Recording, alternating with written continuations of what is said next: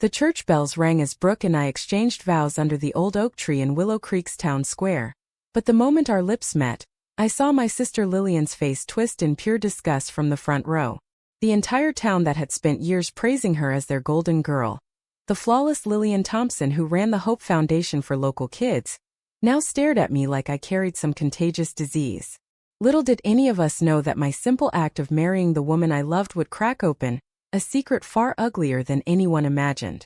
My name is Emily Thompson, and for 28 years I had played the part everyone expected in this tight-knit Iowa town of 4,000 souls. Lillian, 6 years older, had always been the standard, valedictorian, charity board president, the woman who smiled in every parade photo and never missed a Sunday service. Our parents beamed whenever her name came up at the diner. Lillian's Hope Foundation just raised another $50,000, they'd say, patting my shoulder as if to remind me I was the spare. I worked as a loan officer at the community bank, kept my head down, and smiled through every setup with some farmer's son. Nobody suspected that the real me had been quietly falling apart since college. Brooke entered my life during a rainy weekend seminar in Des Moines 3 years ago. She was a graphic designer from Chicago visiting family, sharp-witted and unafraid to laugh too loud in public. We talked until the cafe closed, then talked some more in her rental car. Within months we were driving 3 hours every other weekend just to hold hands where no one knew us. I told myself it was temporary, that I could keep the two worlds separate forever. Lillian noticed I seemed happier but never asked why.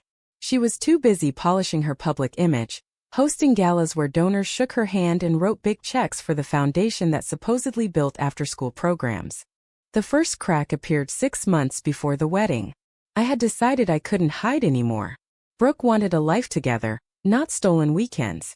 I sat Lillian down in our parents' kitchen after Sunday dinner, voice shaking as I said the words. I'm marrying Brooke. I'm gay, and I'm done pretending. Her coffee cup froze halfway to her lips. The silence stretched until she set it down with a click that sounded like a gavel. Emily, think about what you're doing to us. The foundation relies on conservative families. One photo of you two and the donations dry up. Mom and Dad will be humiliated. This town lives on reputation. She didn't yell. She begged, voice low and urgent, eyes darting to the window as if the neighbors might hear. I left that night feeling smaller than I had in years, but Brooke's steady hand on my back reminded me why I had to choose.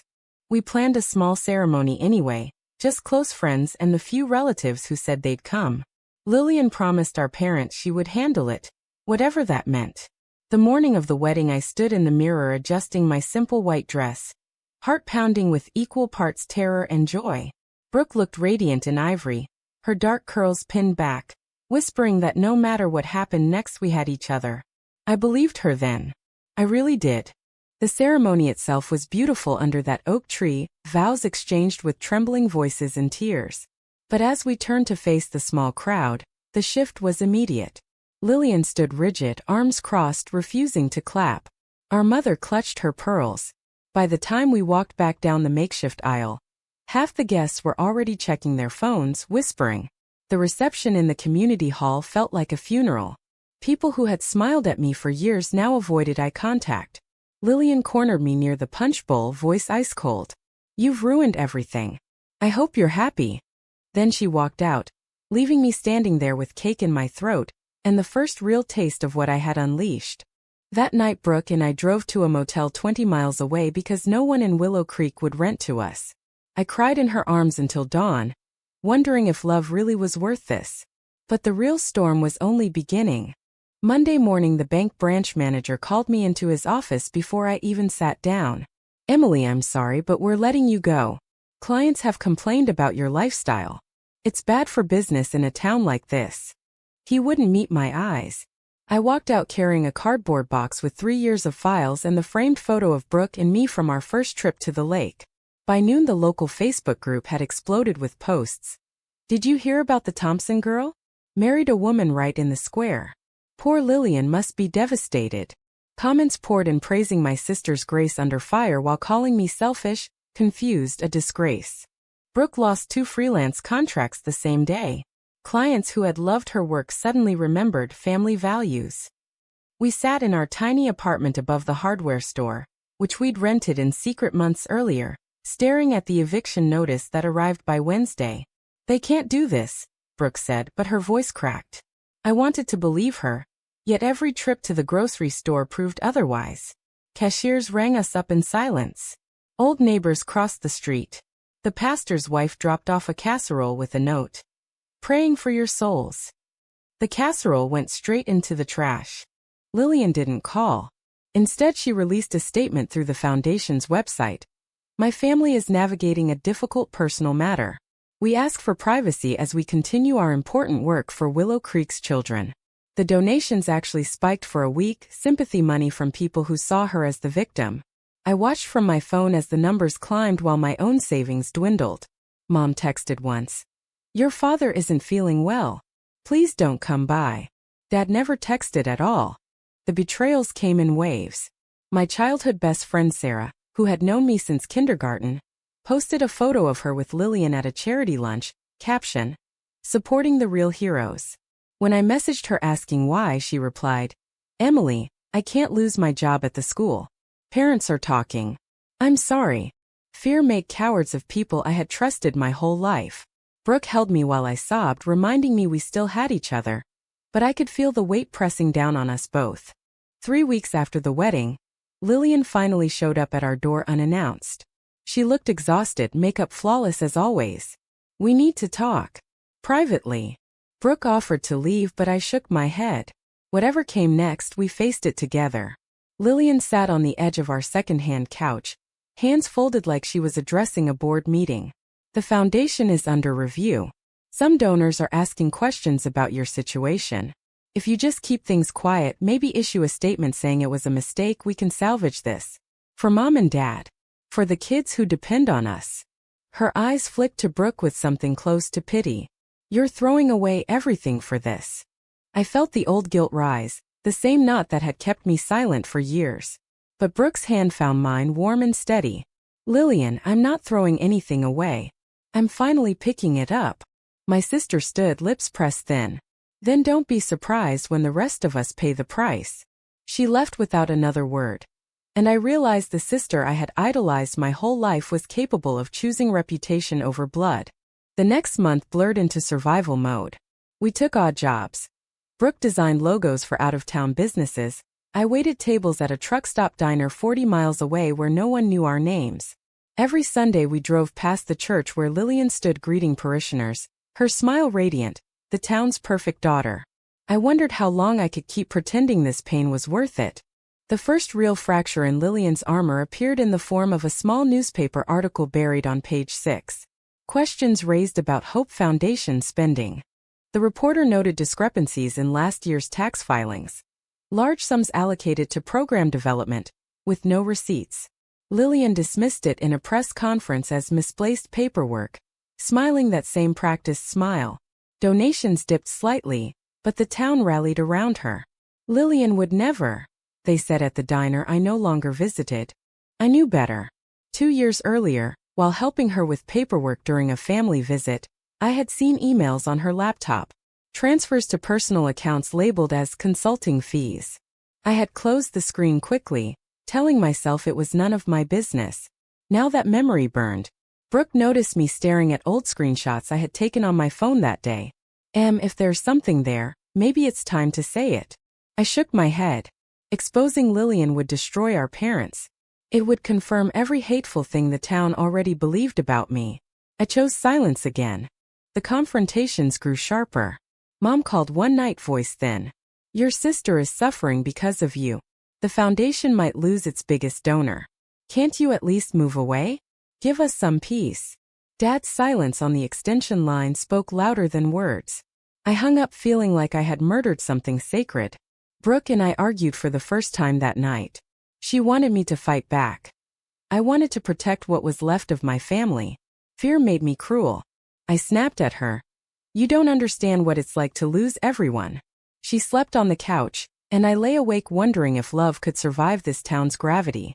Then Sarah betrayed me again. She showed up at the diner where I worked, eyes red. "Emily, Lillian asked me to talk to you. She says if you come forward and say the marriage was a phase, the foundation will help you find new jobs here." She's trying to fix this for all of us. I stared at the woman who once shared my secrets. Fix it by making me disappear? Sarah looked away. People are scared. The town needs Lillian's charity. You're asking too much. She left a check from the foundation on the counter. For moving expenses. I tore it in half. Brooke found me crying in the walk-in cooler. She didn't say I told you so. She just held me until the shift ended. That night we made a pact. No more hiding, no more begging. But the pact felt fragile against the mounting pressure. Lillian's next move came through our landlord. He raised the rent triple, citing community standards. We had 30 days. The psychological toll deepened. I started having nightmares where the whole town watched me burn while Lillian stood on a pedestal handing out awards. Brooke grew quieter, her usual spark dimmed by constant rejection. I hated that my choice was costing her too. Yet every time I considered backing down, I remembered the way her eyes had looked during our vows, full of certainty I had never felt before. That memory kept me standing. We moved to a one-bedroom in the next county, commuting hours for work. The distance helped the immediate shunning but not the ache. News of the foundation's audit hit the local paper harder this time. Internal review finds irregularities in Lillian Thompson's charity. Comments sections exploded with defense for her. She's a saint who's been targeted because of her troubled sister. The narrative twisted me into the villain who had provoked the investigation simply by existing. Lillian called me then, the first time since the wedding. Her voice cracked for the first time I could remember. Emily, they're looking at everything. If this goes public, Mom and Dad lose the house. The foundation closes. Everything I built for this town disappears. Please tell the reporter it was a misunderstanding. I'll make it right for you and Brooke. We can say you were confused. I listened to my perfect sister beg and felt something inside me shift. For the first time the power was reversed. But the old loyalty still gripped me. I said I'd think about it and hung up. Brooke found the foundation's financial spreadsheets I had copied years ago. These prove she moved money to personal accounts. And this isn't just about us anymore. Kids didn't get the programs she promised. I stared at the numbers until they blurred. Exposing them would end Lillian. It would also end any chance of reconciliation. My parents would never forgive me. The town would say I destroyed my own sister out of spite. The choice loomed like a cliff edge. Life settled into a fragile rhythm. Brooke's new clients in Chicago kept us afloat. I took night classes online for a counseling degree. Something I had always wanted but never dared pursue. We built small moments of happiness. Saturday hikes where no one knew us. Quiet dinners where we talked about a future far from Willow Creek.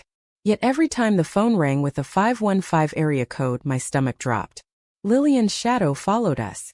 The betrayal that hurt most came from my father. He showed up at our new apartment unannounced, hat in hand.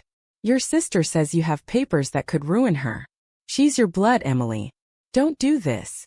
His eyes held the same disappointment I had seen my whole life. I asked if he had ever been proud of me. He couldn't answer. When he left, Brooke found me on the floor. And for the first time I admitted out loud that maybe I had lost my family the day I chose her. The foundation scandal simmered. Reporters started calling me directly. I deleted their voicemails. Lillian held another press conference, eyes shining with manufactured tears. My family stands united in transparency. The lie tasted bitter even through the screen. I realized then that protecting her honor had always meant erasing mine. The breaking point arrived in a certified letter from the State Attorney General's office requesting any documents I possessed regarding the Hope Foundation. Someone had tipped them off. I knew it wasn't me, yet the timing felt deliberate. Lillian left a frantic message. Emily, if you give them anything, we're finished. I'll never speak to you again. Mom's blood pressure is through the roof. Think about what you're doing. Her fear bled through the recording, and for a moment I almost deleted the spreadsheets forever. Brooke and I sat at our kitchen table with the evidence spread out like a crime scene. Every transfer, every fake receipt. This isn't just your sister's reputation, Brooke said softly. This is public money meant for children who never received it. I thought about the after-school programs that never opened, the scholarships that vanished. Then I thought about Thanksgiving dinners where Lillian sat at the head of the table while I stayed silent. The two loyalties tore at me until I couldn't breathe. That night I drove alone back to Willow Creek under cover of darkness. I parked across from the foundation office and watched Lillian through the lit window, pacing, phone to her ear. She looked smaller than I remembered. For the first time I saw not the golden girl but a frightened woman who had built her entire identity on a lie. The choice crystallized. I could burn it all down and finally live free. Or I could carry her secret forever and remain the family shame. I chose the cliff. The next morning I met the investigator at a neutral cafe outside town. I handed over the flash drive with everything. "I don't want publicity," I said. "Just the truth." He promised discretion, but scandals like this never stayed quiet. Driving home I felt both lighter and heavier than ever. Brooke waited on the porch, eyes searching mine. "It's done," I whispered. She pulled me inside without a word, and we held each other until the shaking stopped. The story broke 2 days later. Local charity director accused of embezzlement. Lillian's face filled every screen. Donations halted overnight. The town that had shunned me now turned its anger toward her. Some even posted apologies to me, but they felt hollow. My phone exploded with calls I didn't answer. Mom left a voicemail sobbing. "How could you do this to your sister?" Dad simply said, "You're dead to us." The irreversible line had been crossed. Brooke and I watched the news together, her arm around me. "You did the right thing," she said. But right didn't erase the ache. Lillian's empire crumbled in real time. And with it every bridge I had ever known. The final press conference came a month later. Lillian stood alone at the podium, makeup unable to hide the hollows under her eyes. "I take full responsibility," she said, voice steady for the cameras. "My family has been through enough." She never mentioned my name. The board removed her. The foundation filed for bankruptcy. Children's programs that had never existed were officially mourned. Willow Creek divided neatly. Half still defended their former darling. Half quietly admitted the truth had been ugly all along. I never spoke to Lillian again. She moved to Des Moines, started over under a different name. Our parents sold the family house and followed her, leaving me a single text. "We hope you're happy now." The words cut deeper than any public shunning. Brooke and I stayed in our little apartment, slowly rebuilding. I finished my counseling degree. She landed a steady design job. We married again in a quiet courthouse, just the two of us and 2 witnesses who didn't know our history. This time no church bells, no town square. Just the simple promise we had always meant. Some nights I still wake up wondering if the price was too high. I protected the truth but lost the family that raised me. The town that once adored Lillian now treats me with awkward politeness when I visit for supplies. Brooke says time will soften the edges, but I know some cuts never heal completely. I chose love and honesty over silence, and the world kept spinning anyway. Yet every time I see a child playing in the park we pass on our walks, I remember why I couldn't stay quiet. The real victims were never my sister's reputation. They were the ones her lies hurt most. True or false? Protecting family honor is always worth more than living your authentic truth.